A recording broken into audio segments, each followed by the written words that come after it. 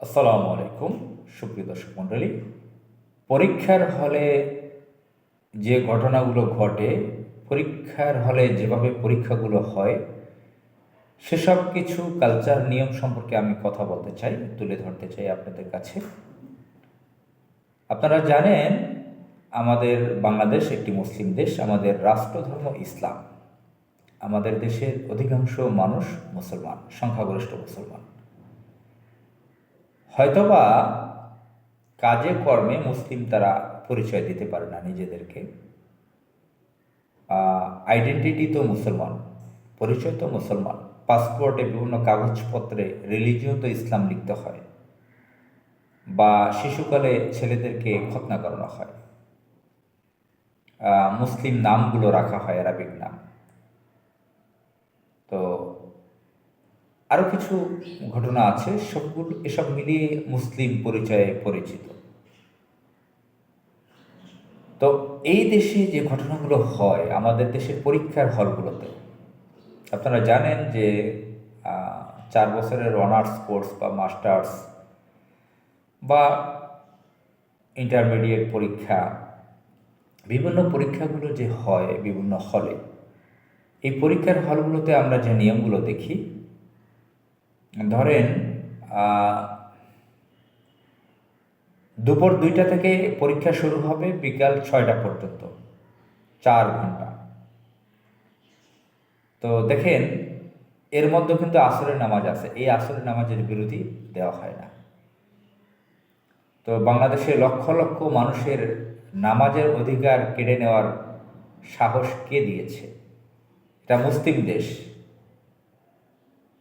এটা কি আল্লাহর সাথে বিদ্রোহিতার সমতুল্য নয়? রাষ্ট্র কি আল্লাহর সাথে একটা বিদ্রোহিতায় লিপ্ত হয়েছে না? আল্লাহর দেওয়া বিধান, ফরজ বিধান, নামাজ, 5 ওয়াক্ত নামাজ হচ্ছে ফরজ। তো সেখানে আসরের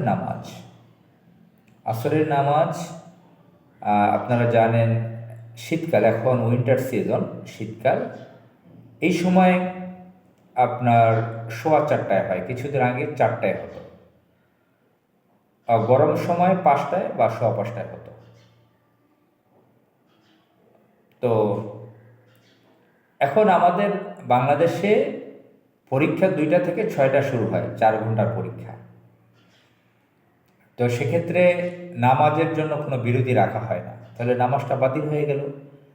যারা নামাজ পড়ে, ধরেন 100 জন পরীক্ষা দিল, তার মধ্যে 20 জন তো নামাজ পড়ে, সকলে তো বেনামাজি না।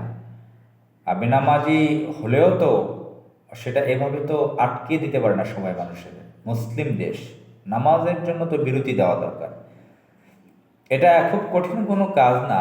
পরীক্ষা কমিটি ইচ্ছা করলে, ইউনিভার্সিটি কর্তৃপক্ষ, ইউজিসি, ইউনিভার্সিটি গ্র্যান্ট কমিশন, বিভিন্ন কলেজ, আমাদের শিক্ষা বিভাগ, তারা যদি উদ্যোগ নেন, তারা যদি ব্যাপারটা নিয়ে ভাবেন, সচিবালয়ে যদি শিক্ষা মন্ত্রণালয় এটা নিয়ে বৈঠক করেন, বা ইউজিসিতে যদি তারা বসেন, টোটাল পরীক্ষার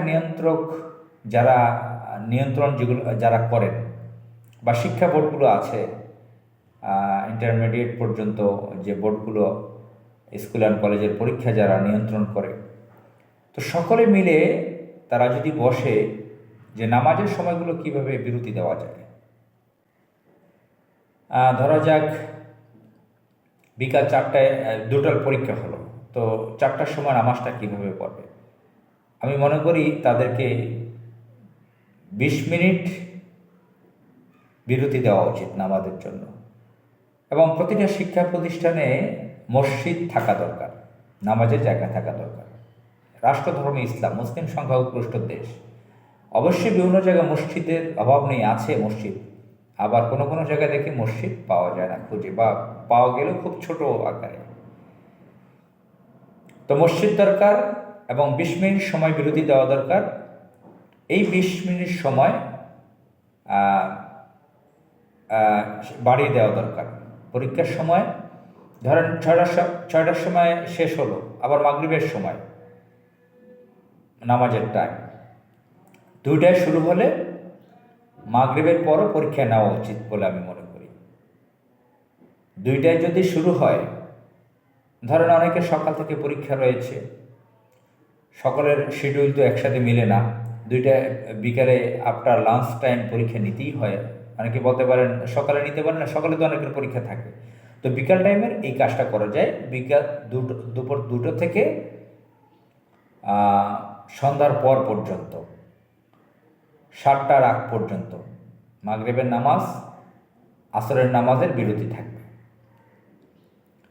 বা 7টা প্লাস 7টা 20 মিনিটও হতে পারে, বা 15 মিনিট হতে পারে, 7টা 10 মিনিট হতে পারে।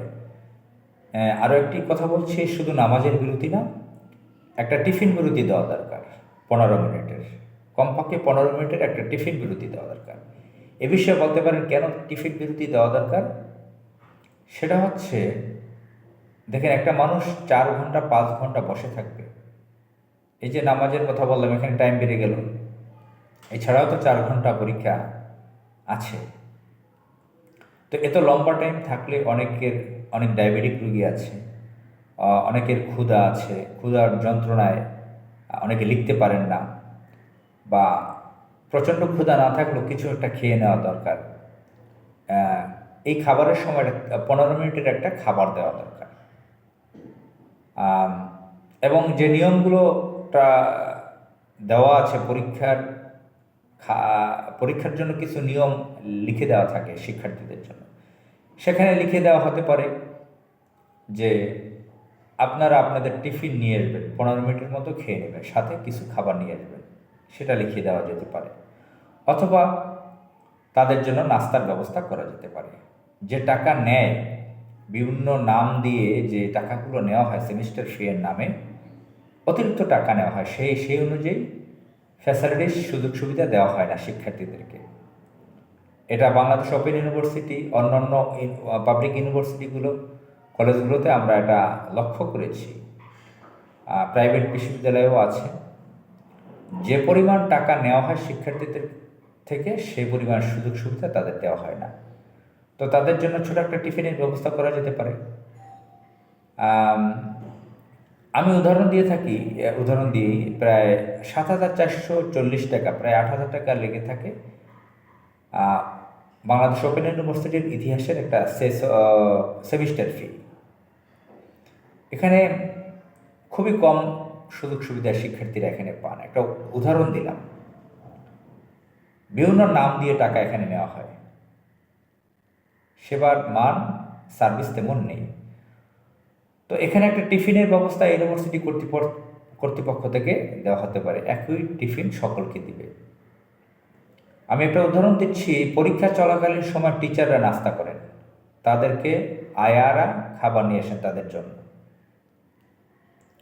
তাদের জন্য খাবার নিয়ে আসেন, আর ট্রেতে করে পেয়ারা কাটা, সিঙ্গারা বা সমোসা বা বিস্কিট বা কেক, বিভিন্ন ধরনের স্ন্যাক্স নিয়ে আসে, চা নিয়ে আসে, বা অনেক শিক্ষক শিক্ষিকাগণ স্পেশাল কিছু খাবার তারা সাথে রাখেন। তো দেখা যাচ্ছে পরীক্ষা চলাকালীন সময় শিক্ষকগণ, টিচার্সগণ সেগুলো খেয়ে থাকেন। তো এটাও একটা আপত্তিজনক আমি মনে করি, একটা বৈষম্য। যে শিক্ষার্থীরা আছে তারাও মানুষ, শিক্ষকগণও মানুষ। অনেক সময় শিক্ষকদের থেকে শিক্ষার্থীরা বয়সে বেশি থাকেন, বড় থাকেন, সে বয়স যাই হোক, সকলেই মানুষ। আমি অনেকের সাথে কথাও বলে দেখেছি, 4 ঘন্টা পরীক্ষা দিচ্ছেন, অনেক মেধাবী শিক্ষার্থীর সাথে কথা বলে দেখেছি, তারা প্রচণ্ড ক্ষুধায় ভোগেন। তারা একটা শিক্ষকগণ তাদের সামনে নাস্তা করেন, এটা নিয়ে দুঃখ প্রকাশ করেছেন। এমন নয় যে দরিদ্র ক্লাসের শিক্ষার্থী। আমি একজন শিক্ষার্থীর সাথে কথা বলেছি, তিনি বেশ আর্থিক অবস্থা ভালো, মোটামুটি এলিট বলা চলে, একজন মহিলা শিক্ষিকা, তিনি একজন মা, তার 2জন সন্তান রয়েছে, তিনি পরীক্ষা দিচ্ছেন। তো তিনি বলছেন, আমার প্রচণ্ড ক্ষুধা লাগে, পরীক্ষা দিতে কষ্ট হয়, অথচ আমাদের সামনে শিক্ষকগণ খাচ্ছেন, আমাদের জন্য সুযোগ দেওয়া দরকার। তিনি আমার সাথে এটা প্রকাশ করেছিলেন। তো এভাবে আমাদের শিক্ষার্থীদের জন্য টিফিনের ব্যবস্থা থাকা দরকার, 15 মিনিটের একটা টিফিনের সময় বের করা দরকার, দেওয়া দরকার তাদেরকে। হয়তো তারা নিজেরা টিফিনটা নিয়ে আসবে, অথবা ইউনিভার্সিটি কর্তৃপক্ষ বা কলেজ কর্তৃপক্ষ বা স্কুল কর্তৃপক্ষ তারা এই টিফিন বিতরণ করবেন। হয়তোবা ভবিষ্যতে কেউ এই প্রশ্নগুলো আনবেন, চালু হবে। আমার মনে এসেছে, এখন আমি বলে রাখলাম। এটা আমি এখন নিজে একজন শিক্ষার্থী, আমি পরীক্ষা দিই, আগামী দিন আমার পরীক্ষা আছে দুপুর 2টা থেকে শুরু। তো এই ব্যাপারটা আমি ফিল করি, উপলব্ধি করি, এটা প্রয়োজন। আপাতত এই কথাগুলি পরীক্ষার হলের এই সমস্যাগুলো বলে রাখলাম। অনেক সমস্যা রয়েছে, হাজারো সমস্যা রয়েছে। আপাতত এই সমস্যাটুকু আমি বলে রাখলাম। আসসালামু আলাইকুম।